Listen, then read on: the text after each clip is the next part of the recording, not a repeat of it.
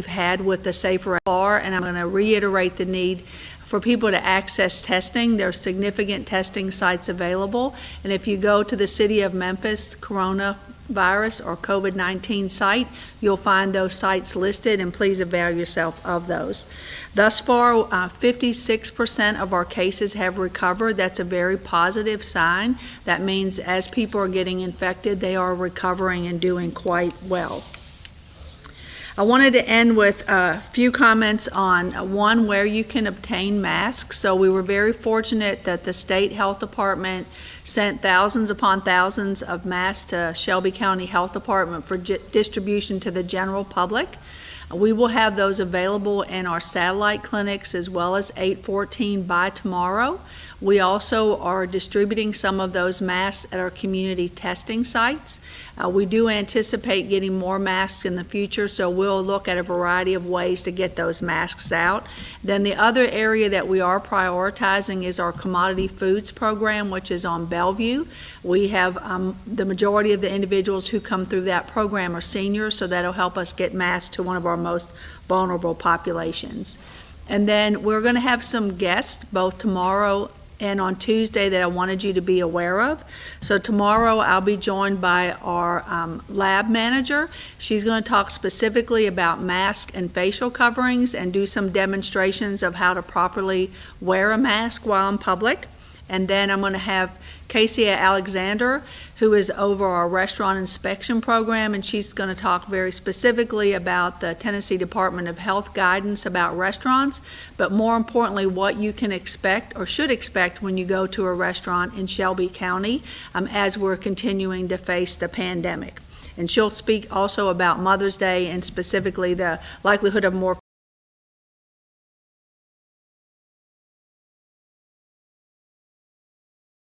crowds on Mother's Day.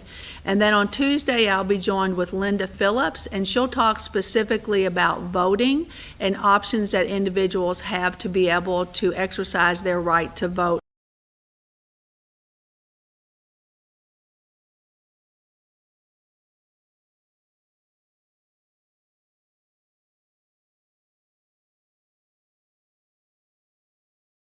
During the pandemic.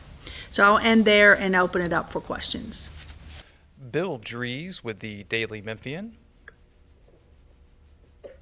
Yes, I wanted to know, what is your latest specific guidance on the surge? I think the last, and I may have missed something on this, but the last I heard, we were expecting our surge late May to mid-April. Is that still the case? No, that's not still the case. So what happens is the more that we actually have mitigation measures in place, and specifically social distancing, but also good isolation and quarantine measures, we continue to push that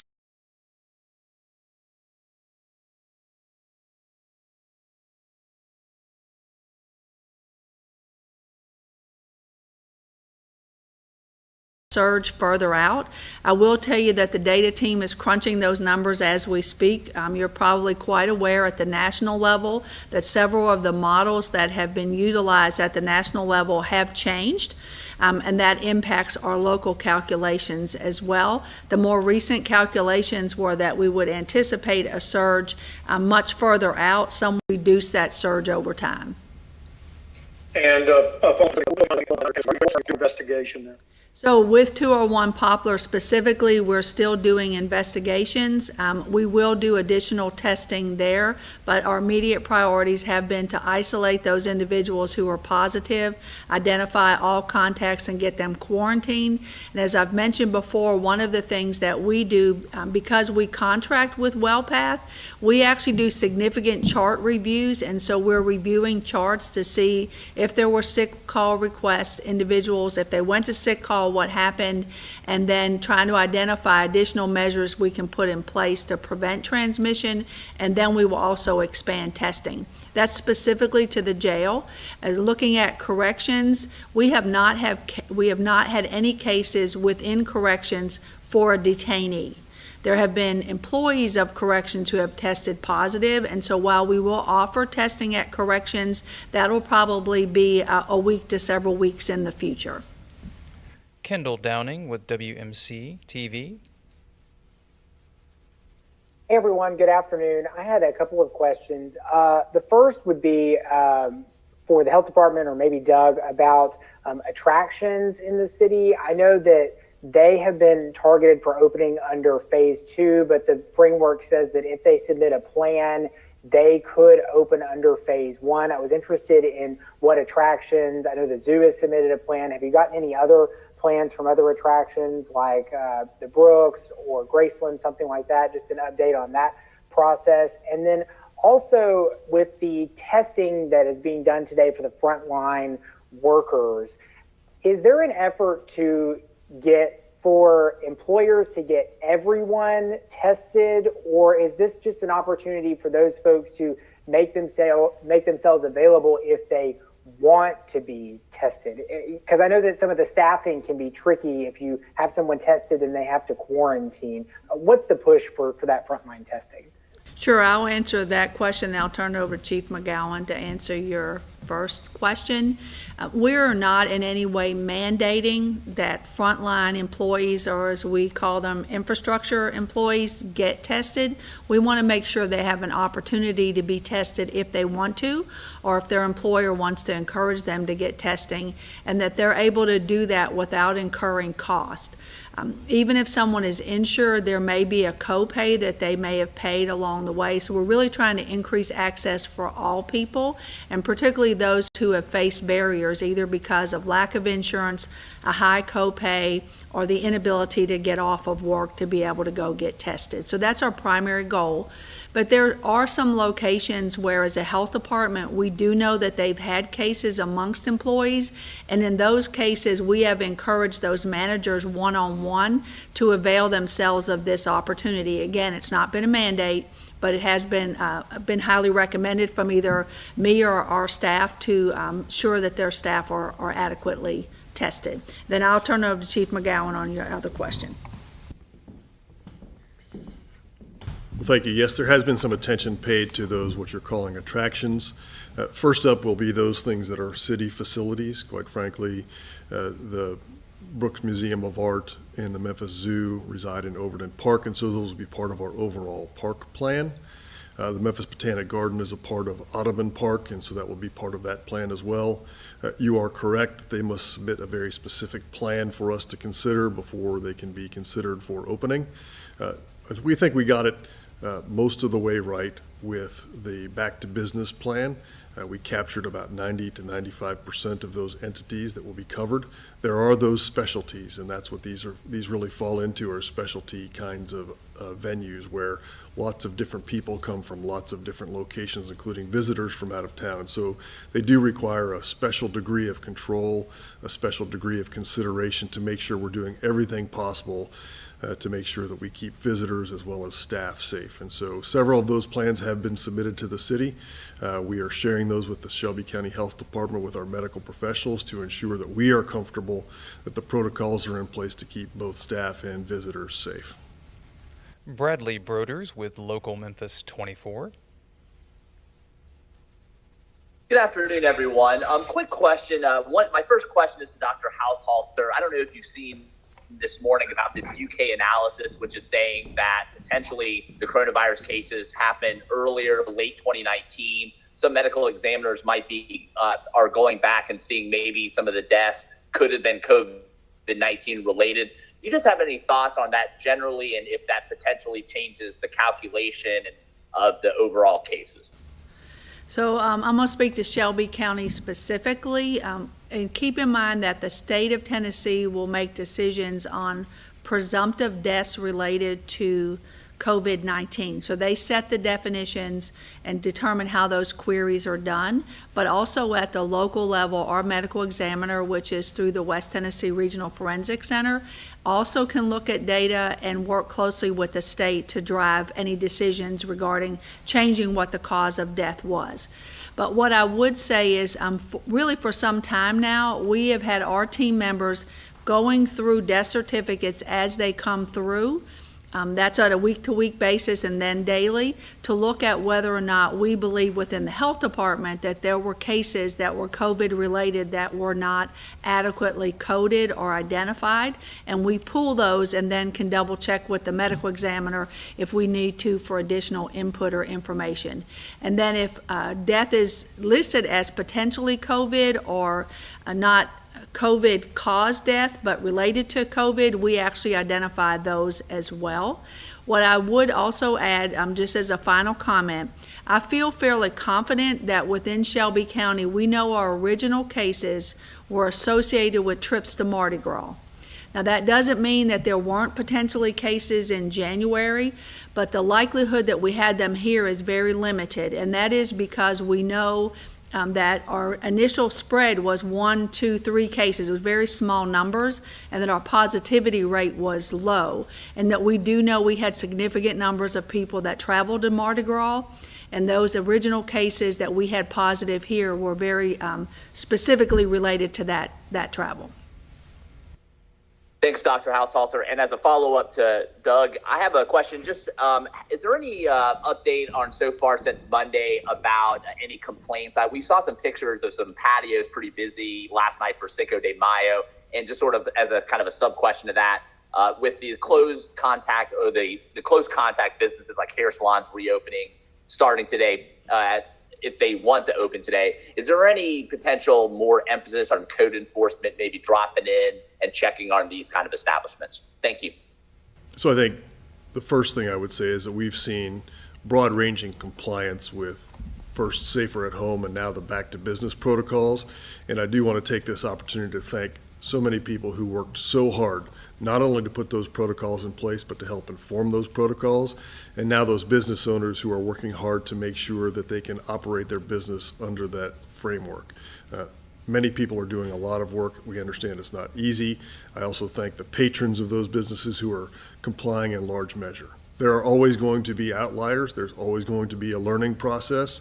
There are some outdoor venues where I think they're still just working through the details of how they keep people separated, how you deal with the demand of people who have pent-up demand. Yesterday being Cinco de Mayo, I know that's important for some individuals as they get out and use that as an opportunity to dine.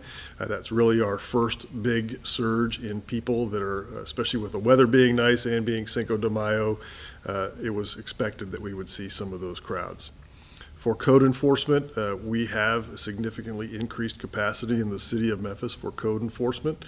Our calls have not gone up dramatically, but we are taking a proactive stance to making sure that we are out there and we are watching to make sure that there is compliance and that we're able to reply. I will tell you that we would like to start informationally.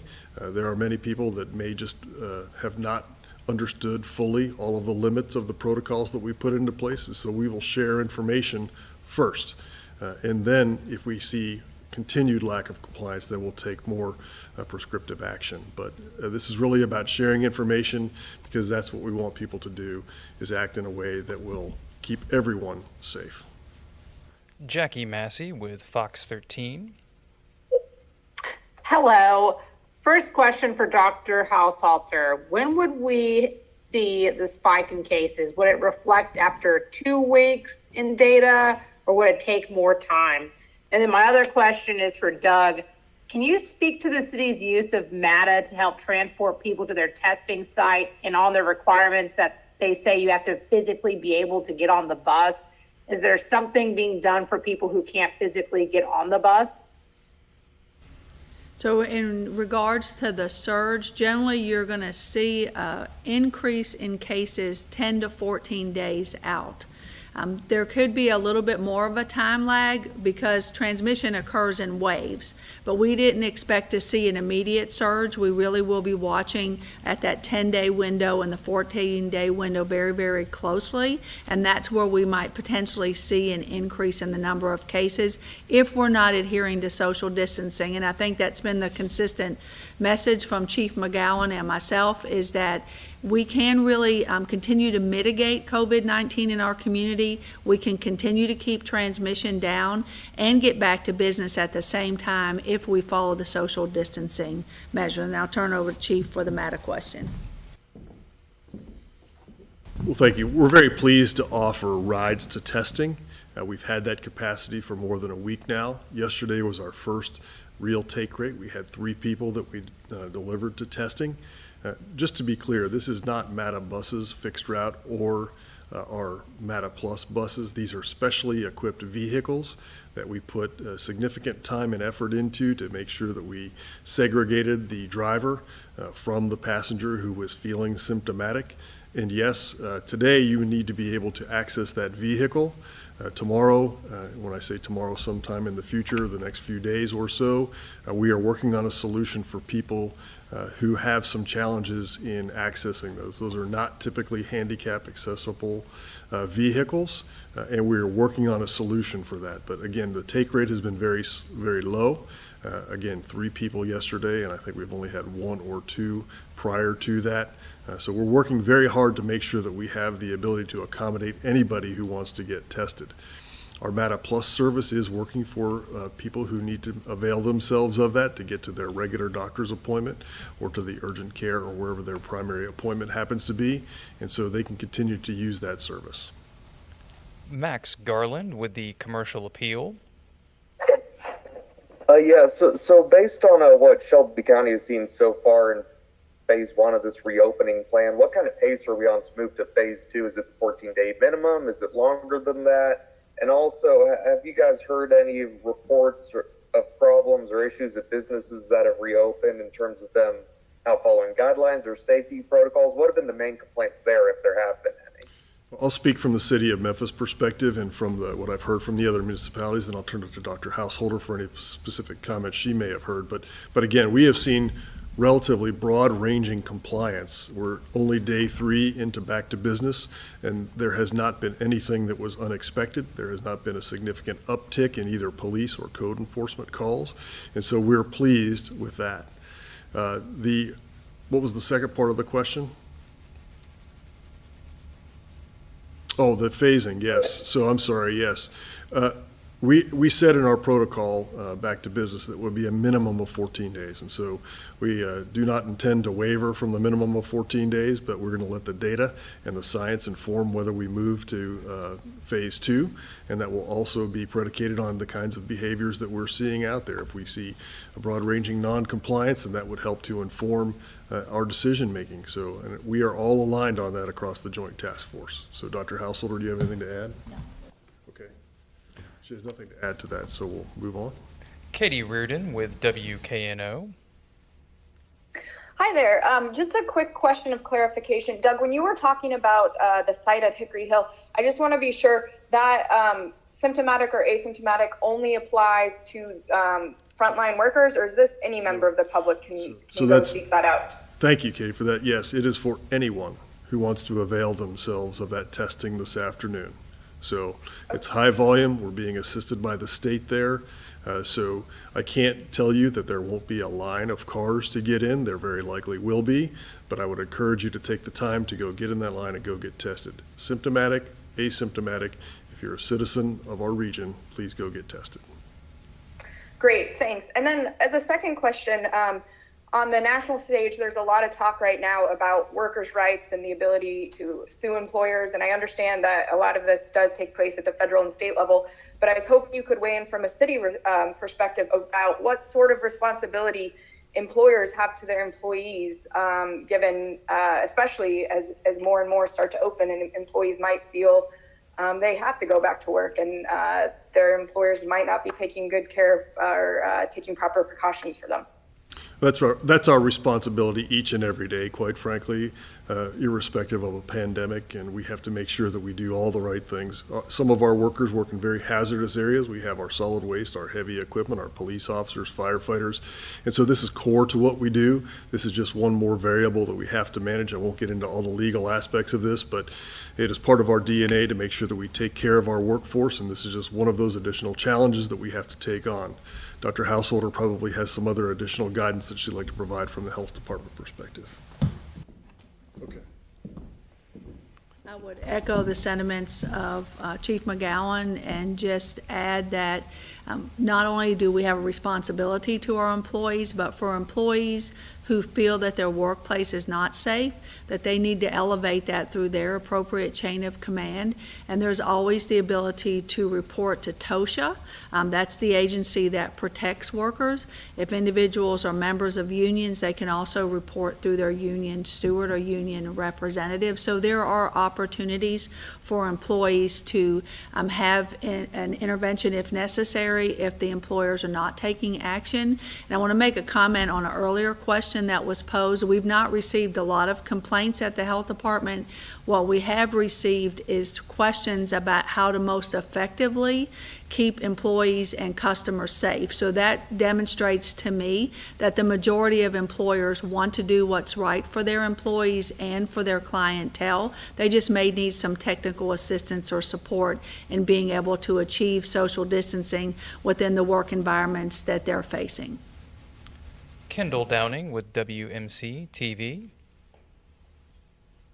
Hey everyone, Doug, I just had one other question that I wanted to ask that is obviously related to COVID. It's the city budget. And I know that we were told that you all were going to be starting the speed camera program up and running. Is that a way to get more revenue into the budget with the hole that we are seeing? Well, I won't get into the details of the city budget, but the simple answer is no. The speed camera has absolutely nothing to do. That's all about safety. There's only certain places we can do that, school zones and S-curves in the city. And so that is a program that's just the right thing to do to make sure that you're keeping people safe. It has nothing to do with revenue generation for the city of Memphis. We have no further questions at this time. Any closing statements from any of the panelists? I would just like to say, again, thank you to everyone. As Dr. Householder mentioned, people who are asking questions to make sure that they are as compliant as they can be to keep their patrons and to keep their employees safe is a really good sign. I would encourage everybody to cover your face when you're in public and when you're out and about. This is no time to let our guards down. We're blessed to have had some additional resources come to the community so that we have some additional masks that we can pass out to individuals. And so Dr. Householder mentioned how you can avail yourself of that. We look forward to having the opportunity to move to phase 2 in the future. But again, that depends on the data, depends on our capacity and what we see. And so I encourage everybody to do your part to make sure that we blunt the impact of this pandemic. Dr. Householder. Thank you. I'm actually going to take a liberty today and just recognize that this is the first day of International Nurses Week. This year is particularly special because it is the 200th anniversary of the birth of Florence Nightingale, who is viewed as the mother of modern nursing. And one of the things that was her leading tenet was to be data-driven and to use data to drive decision-making in nursing practice. And so I think this is an opportune time to thank nurses for what they do in our community, serving individuals as well as the community at large. So thank you on behalf of both the city and the county and the overall joint task force. Since Dr. Householder took the liberty, I'll also take the liberty of thanking her as a lifelong, or as a career nurse. Dr. Householder has done wonderful work in leading this community through this pandemic, and so thank you for all of your work. As the son of a nurse and the husband of a nurse, I'd also like to add